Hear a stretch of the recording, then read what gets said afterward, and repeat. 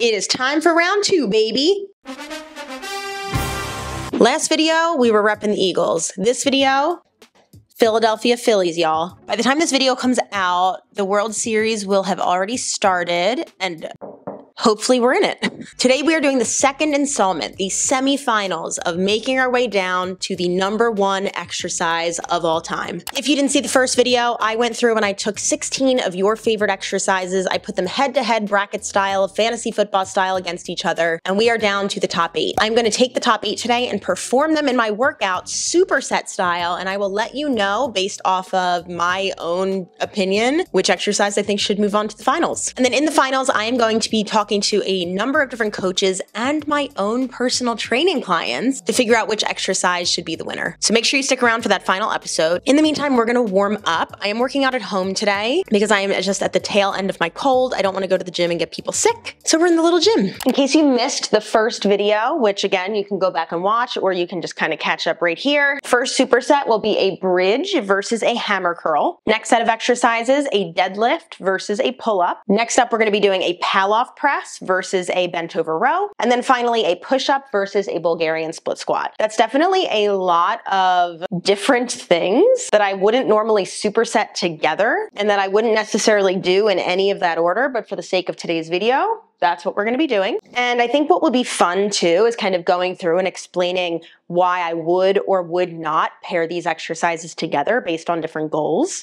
This is also gonna be interesting because I'm still nursing my shoulder injury, which is why I'm doing a lot of shoulder activation stuff right now, getting all those little stabilizers ready to work. So we're gonna see how those push-ups and pull-ups go today. But I will not let that influence if they move on to the next round.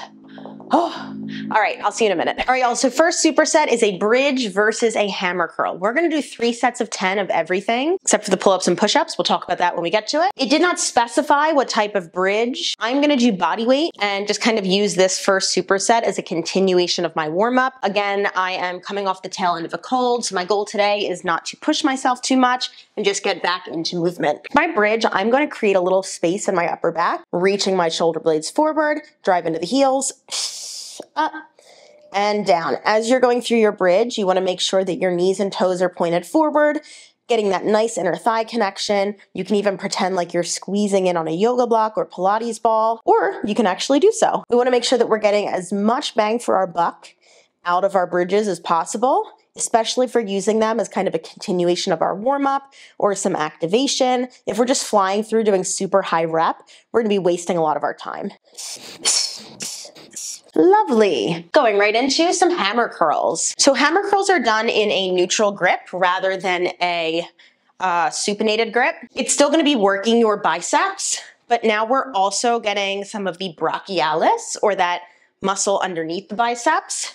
So a lot of times you'll see people doing hammer curls if they want to get like a bigger looking bicep, because you're gonna bulk up that muscle underneath and kind of puff the bicep out. Honestly, hammer curls are not really a big part of my training. I actually don't really train biceps by themselves at all in my own personal training. I find that with things like rows, chin-ups, I kind of get enough of it, and I'm also like genetically very prone to having bulkier upper body muscles. I think a lot of that has to do with the distance between my bones. So I just don't have a lot of space for those muscles to lengthen out. I have no clue what this is. We'll call this 10.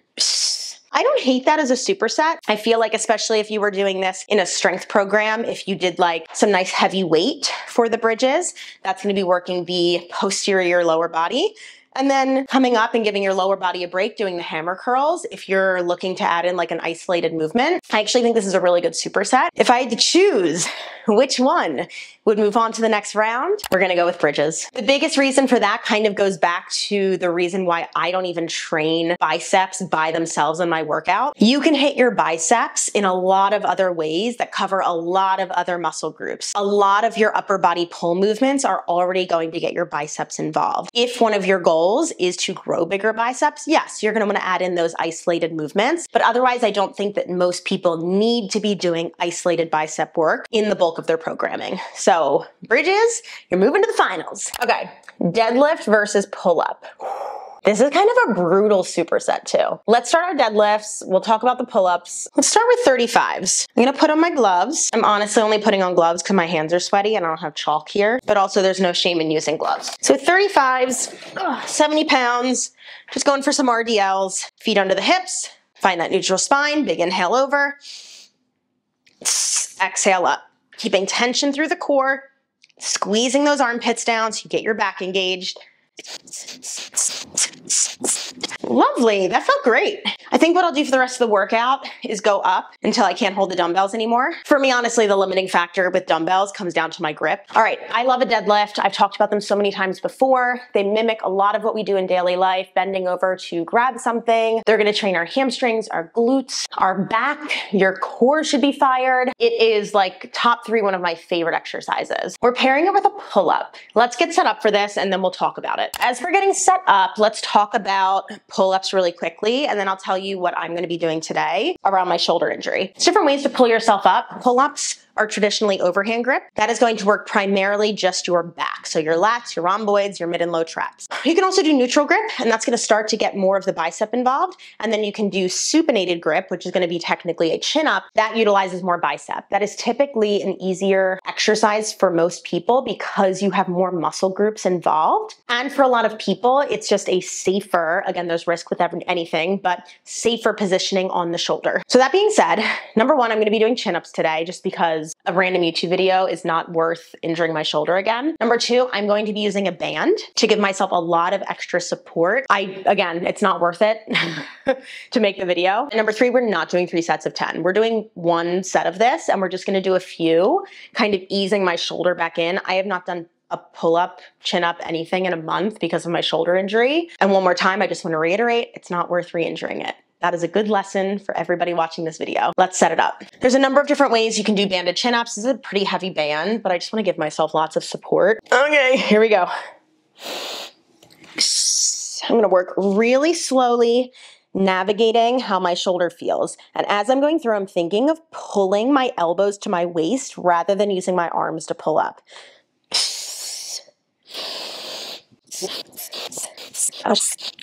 Nice. When you come out of it, if this is your first time, be careful, keep tension on that band, otherwise you're gonna whack yourself in the face. That actually felt pretty good. Good job, shoulder. I wouldn't do it again, but that felt pretty good. We have the shoes. Deadlift versus pull-up. I love both of these exercises so much, I have to pick deadlift. The deciding factor is that it's so much more accessible to more people. I work with clients for a long time to get them to a place where they can even do 1 pull-up. Whereas most people, when they come to work with me, within 4 sessions, we have them deadlifting significant weight. I think it crosses over a little bit better into daily life, and it's gonna be more accessible to people because not everybody has a pull-up bar or a bar where they can pull themselves up. That was a really hard one. Again, this does not mean that I don't like pull-ups at all, or chin-ups, or whatever we wanna call them today. It simply comes down to the fact that I have to choose one. In terms of this specific superset, if we're thinking programming, this is a lot. Like, I probably would never superset deadlifts and pull-ups together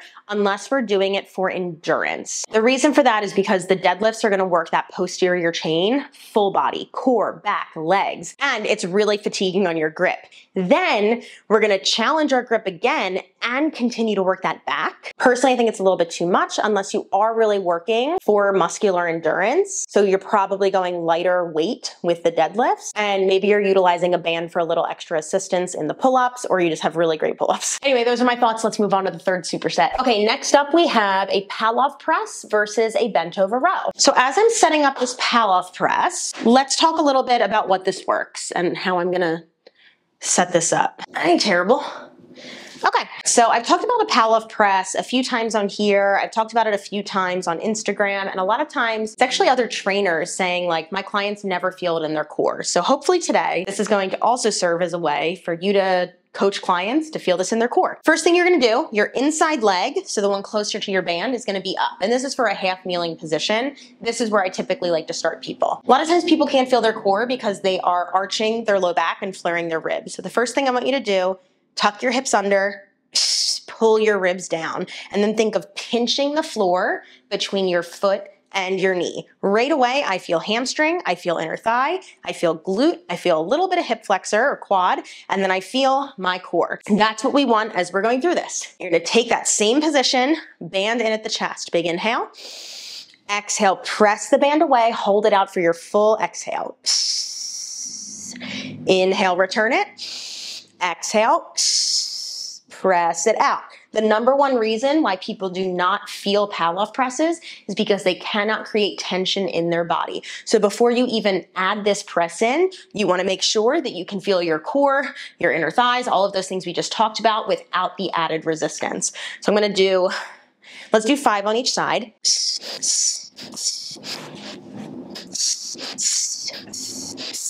All right, fantastic. We're gonna get rid of that so we can do our bent over rows. Again, this did not specify what type of bent over row. I typically only do single arm, but the way this is phrased, it says bent over row, so we're gonna do bilateral. Let's go for 20s to start. Again, warming up our shoulder. So the Pallof press is an anti-rotation exercise.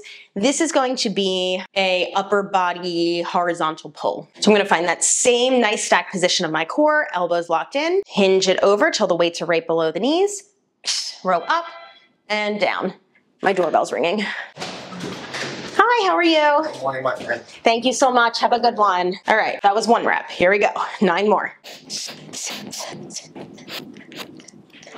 Whew, that felt lovely. Can definitely go up in weight the next time. Okay, let's talk about the exercises. Pallof press, bent over row. I don't want to think about what we have already. We're not building a full workout. We're just doing 1-to-1. I'm going to go bent over row. Here's why. If we think about general population, we're seated like this a lot of our day, whether it's at our desk, whether it's over our phone, whether we're chilling on the couch watching Netflix. So the more that we can bring in some pulling exercises to strengthen the muscles of the back specifically, the more we're going to counteract that forward rounded posture. Bent over row is moving on. Let's move into our last superset. All right, we're back in my room because I like this bench better for our next exercise and I don't feel like moving it. You're getting all of the different views in this video. We are doing a push-up and a Bulgarian split squat. Let's talk about my shoulder push-ups. I have demoed a handful of these since it's been hurting. I'm going to use this bench as an incline to decrease the amount of work that my shoulder has to do. And we're gonna do 5 once for the sake of the video. Again, it's not worth getting re-injured. All right, so push up, let's just tuck this guy in. Biggest thing we want to think of in our push-up is pressing the floor away, or the bench in this case, and tucking the hips under. So we want to avoid that rounded low or arched low back. Big inhale, exhale up. I'm going to take my time, making sure my shoulder feels good, that I'm utilizing my stabilizers. What did I say, 5? That feels good. 1 more. Very nice. Not pushing it. We're done. Pushing it. Get it? So push-ups are going to be an anterior dominant movement, meaning that we're working the shoulders, we are working the core, we're working the chest. We're going to get some bicep, some tricep in there as well, obviously. And it is a wonderful exercise that I think every person should strive for if their anatomy lets them do it. I say that because whenever I say like everyone should strive to do a push-up, someone will comment like, well, I don't have arms. Just like, well, I'm not talking to you. Let's do Bulgarians. So I'm going to start with my right leg because that is the weaker one. Back toes are untucked. I'm going to pick up my hips because I'm working on an escalator rather than an elevator. Big inhale down. Drive through that front foot. Up. Woo. All right, 30 seconds, then other side. You can make these more anterior or posterior dominant, meaning, do I want to work more of the glute or do I want to work more of the quad? I am a very quad dominant person. I always need more strength in my glutes and hamstrings, so I am making them more glute focused, meaning instead of thinking elevator straight up and down, I'm going to take a little farther stance, pick the hips up, and send the booty back. So knee is pulling back in line with ankle. I'm getting more hip flexion so that I get more hip extension, which is the glutes on the way up. Let's do the other side. I talked about this in the first video. If this was like a normal split squat from the floor, this would probably win the whole thing. That is my favorite exercise to work on with clients. I think it's great for people who maybe don't have the ankle and hip mobility or strength for squats yet. Bilateral squats, I mean. I think it's great for our single side strength. I think that was 10. I just think it's a very underutilized exercise that has a lot of different strengths associated with it. Okay, we have to pick one. Push up, Bulgarian split squat. I'm gonna go push up. I love a Bulgarian, but let me tell you right now, they are not for everybody. If you do not have a split squat from the floor, a lesser elevation, rear foot elevated with the toes tucked under for more stability, you should not be doing a Bulgarian split squat. It's a very unstable exercise. It's very difficult. I would say it's more advanced, and there's no reason for you to skip to the advanced steps before you master the basics. A push-up is definitely a hard exercise too. I find that most of my clients want to learn how to do one. We get there a lot more quickly, that's English, than a pull-up. And there's a lot of ways to make it more accessible for people, like simply elevating the hands on a chair, bench, squat rack, anything you can get your hands on top of. I want you to let me know in the comments what you think are gonna be the top two or the winner. Getting down to the top two, I am going to be asking different trainers that I know which exercise they would pick. And to get to the final winner of this entire competition, I'm gonna be asking my own personal training clients. Make sure you hit that subscribe button so you don't miss out, and I will see you all in the next one.